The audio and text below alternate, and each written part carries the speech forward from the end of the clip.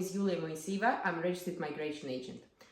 Just recently, I've been on a migration conference in Adelaide, and I would like to share all the news we've got in regards to upcoming program year: skilled migration, business migration, employer-sponsored visas, student, graduates, and all other visas. So let's have a look what we can expect for the next financial year. First of all, let's talk about skilled migration. Namely, everybody would like to obtain 189 independent visa. However, we have a bad news here. The expected number will drop in half for the next program year. And unfortunately, you will have to be looking at state sponsorship visas for better migration outcomes. Namely, it can be 190 or 491 visa. Department was talking a lot about promoting going to regional areas. However, I advise all of my clients to do a good homework, a good research into a proposed regional areas where you are aiming to go, in order to understand what you can expect from living there. For example, your employment opportunities, rental opportunities, school for children. So do your research at home in order to make sure that you will be comfortable living in this region for the required period of time. The news about proposed skilled migration list. As you remember, there is a separate body, Jobs and Skills Australia, which are administering currently the consultation in regards to skilled migration lists dedicated to employer-sponsored visas. From my personal perspective, this consultation may still influence our skilled migration list as well. We had the representative from Jobs and Skills in the conference who confirmed that the consultation is still in place and in progress, and we expect these changes of the list by the end of 2024. So for those of you who are looking at skilled migration, there still be an opportunity to start current financial year from the 1st of July and potentially get the invitation before the list changes. If you're aiming for employer-sponsored visa and you have a case right now, especially when your proposed occupation may be marked for consultation or marked to be off the list, my advice will be to process your employer-sponsored visa right now. However, we are having good changes coming at the end of this year, namely 23rd of November 2024. The department is promising to cut the required number of years for 482 visa from 2 years into only 1 year of relevant work experience. So that's an absolute good news for employer-sponsored visa, and these changes will happen by the end of this year. So for those of you who are preparing or getting your work experience towards employer-sponsored visa, please continue doing so, and you will likely be eligible to apply earlier. From all the information we received during our migration conference, it's clear that migration changes in relates to employer-sponsored visas and changes of the list may likely come at the same time by the end of 2024. Now let's talk about business visas. So unfortunately, business visas are not going to proceed in the same way and shape it was before. Department doesn't want to open the new opportunities from 1st of July. And we were advised that business visas will be merged with global talent visa, and the department will be forming new national innovation visa. The details of criteria and requirements are not yet known, so we need to wait until further details from Department of Home Affairs. However, if you're aiming for business visa, my advice is to look at global talent now, all the criteria and requirements, to have a little bit of idea what we can expect when the changes happen. For majority of applicants for 485 visa, the age threshold will be 35 years of age at time of application.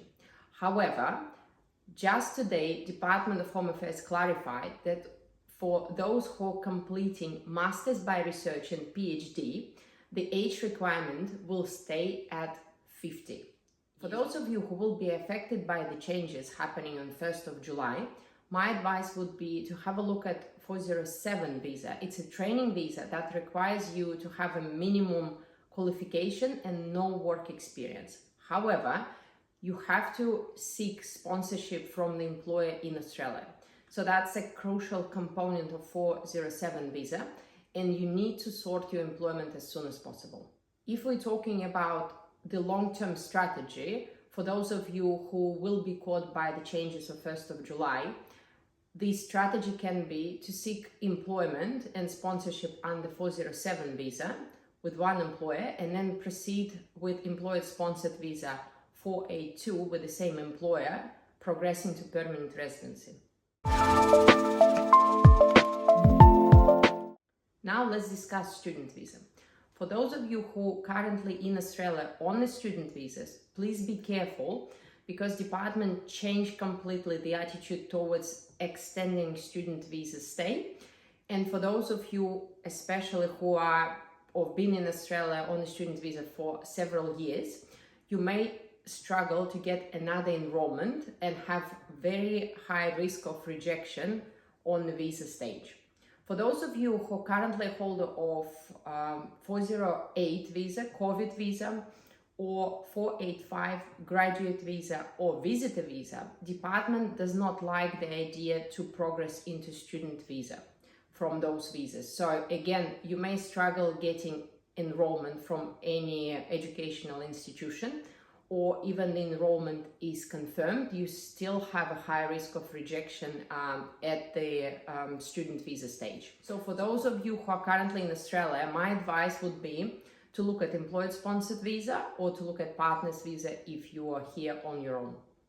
For future students, again, department changed the strategy and does not like the idea of visitors coming to Australia and switching from visitor visa to student visa. So if you're aiming to get education in Australia, you can still visit Australia as a tourist, but then you more prefer to go back home and then apply for student visa from outside of Australia. The processing of student visas from outside of Australia is currently around 4 weeks. Comparing the processing time from Australia may take months and likely end in refusal.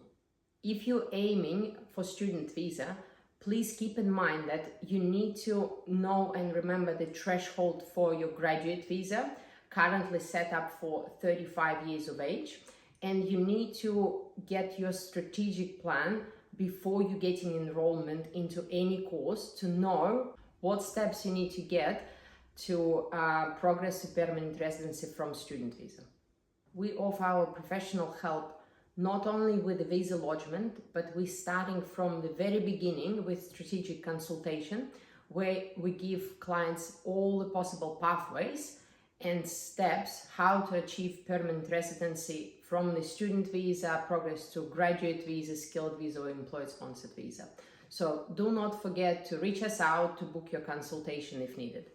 For those of you who are under 35, my advice would be to look at student visa, knowing that you may get your graduate visa and progress further, or continue seeking employment or getting your skilled visa from offshore with higher English test results. If you are in age category 40 to 44 inclusive, your potential may be skilled regional visa 491, where you may still need to work on your higher English test results. However, student visa may not be a viable option for you because you will not be able to get your graduate visa. However, student visa still can be a way to come to Australia and search for employment for further progression into employer-sponsored visa. If you're over 45, the standard skilled migration program will not be available for yourself. However, we still have employer-sponsored visas with concession in age and English in a specific DAMA region. It's a separated program where you have to find your work in specific DAMA region, and only with that employment you will be able to progress to temporary visa and later on to permanent visa. The age threshold is under 55, so you will have plenty of time to improve your English and find new employment. Fortunately, nothing was said about partners and parents visas. I remind you that some time ago, department planned to implement compulsory English test results for partner visas, and department was also thinking about lottery system for parents visas. None of these changes was said during the conference. Therefore, for those of you who are looking at parents visa or partner visa, my advice would be to prepare your application and lodge as soon as you can, to avoid any possibility of getting changes in the future.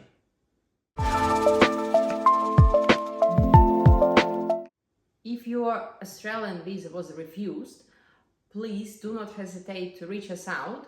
We need to collect certain documents to provide you with our recommendation and possibly give you all the instructions how to turn your refusal into a visa in Australia. Therefore, please see the description under this video for more details.